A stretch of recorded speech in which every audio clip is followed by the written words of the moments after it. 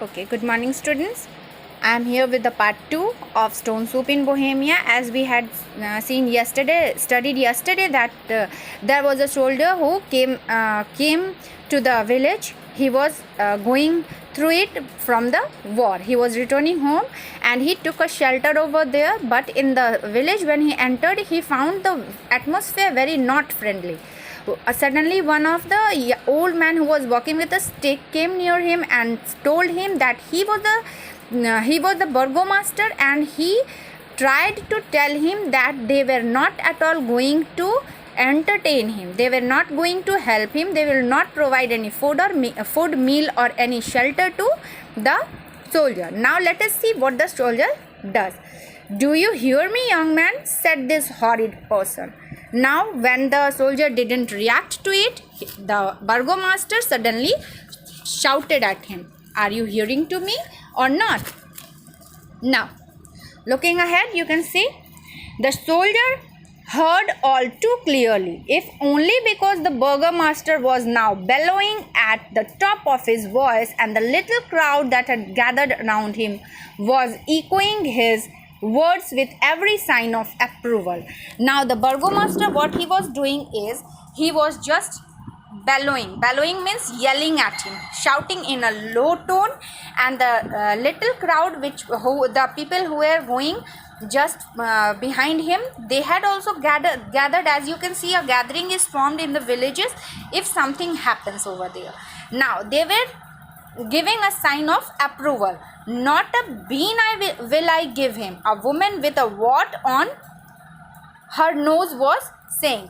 Now a woman was saying that I would not give him even a single bean, not a single pea pod. "We are respectable folk here," said another. Okay, likewise the people were in a very arrogant mood, and they were not at all in a friendly nature. Now soon the whole square was murmuring disagreeably, and the soldier might well have been forgiven if he had felt a little despondent. Okay, now you should realize how, if somewhere we go, and if the people over there react to these words, what will be our feeling? We will be disheartened, we will lose our all hope, and we will be in a very what you can say, in a very awkward position. Likewise, if the soldier would have felt like that, he would have gone to his foots.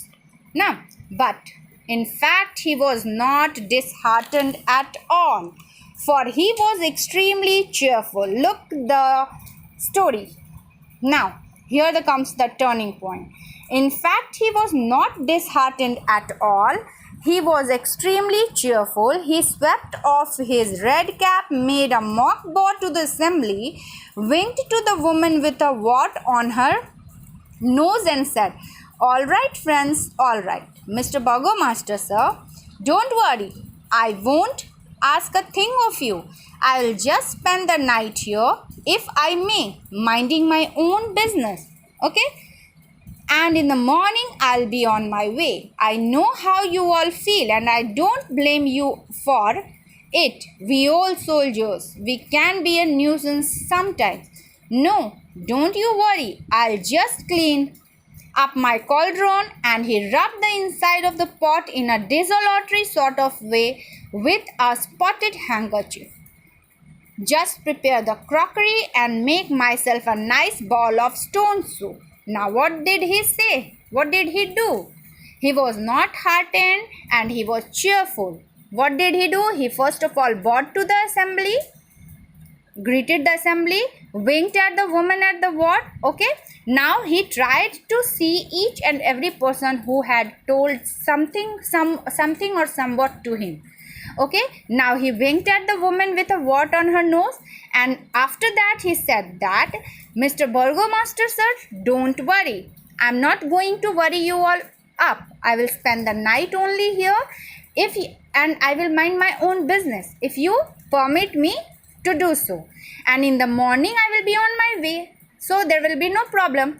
I know how you all feel and I don't blame. Now he wanted to console them. He says that I know how you all feel and don't blame you all. We old soldiers, we can be a nuisance sometimes. I know the cunningness, the problems created by the soldiers, and you all have to tackle it. So I know how problematic we can be. No, don't you worry. I'll just clean my cauldron, the crockery items, the utensils he had, and he rubbed the little inside of a pot in a desultory sort of way. He wanted to make it clean, so he rubbed it with a hanky, and he said this, I will just prepare a crockery and make a stone soup. And so saying, he pulled out of his pack 2 large stones. Now the whole crowd was astonished. They were looking at him. See in the picture also you can see. All were looking at the soldier. Now, and so saying, he pulled out of his pack 2 large stones. Popping them into the cauldron, he filled it up with water from the village pump, lit a fire of sticks, and settled down upon the ground to wait for the brew to boil. The villagers looked on stupefied. Now this was the main event which the soldier planned. This was a planning. Now he said that I will be making a stone soup. All were very shocked. Now when he took out 2 large stones and he put them in the cauldron, and after that filled it up with water and lit up a fire, now he waited for his brew to cook, the soup to cook, and the villagers were mocked.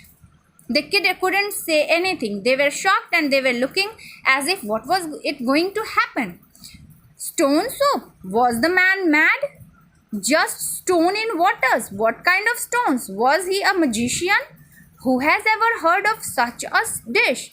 Stone soup? Ran the murmur around the square. And now the villagers were thinking that he was definitely a madman, and how can he make a stone soup out of stones? Nothing has been heard of that in previous time. So they all were in a very stupefied way looking at the soldier, and the meal was being cooked. So students, I will meet you again in the third part of the story. Take care.